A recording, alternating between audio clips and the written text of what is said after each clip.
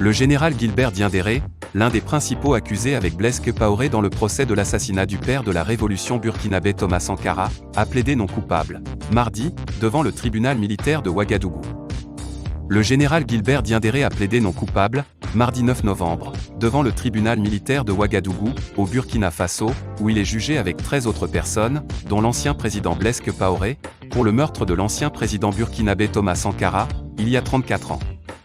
Pour l'ensemble de ces 4 chefs d'accusation, je plaide non coupable, a déclaré à la barre, debout en treillis militaire, l'un des principaux chefs de l'armée lors du putsch de 1987, poursuivi pour attentat à la sûreté de l'État, complicité d'assassinat, recel de cadavres et subordination de témoins.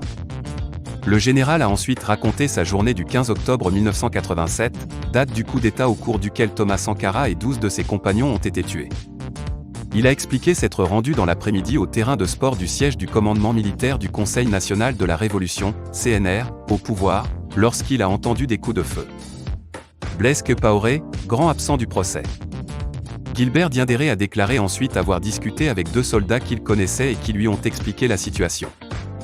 Ils lui ont affirmé avoir pris les devants pour empêcher que Thomas Sankara n'arrête leur patron, Blaise Compaoré.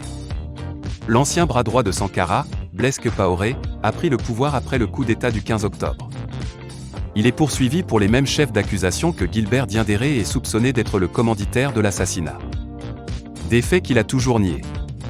Une version que corrobore le général Diendéré, en relatant sa conversation avec les 2 soldats. J'ai demandé si Blaise était au courant de ce qu'ils ont fait, ils ont répondu par la négative, a-t-il expliqué à la barre.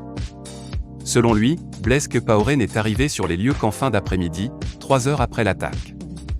Chassé du pouvoir en 2014 par la rue, Blaise Compaoré, le grand absent de ce procès, vit en exil en Côte d'Ivoire.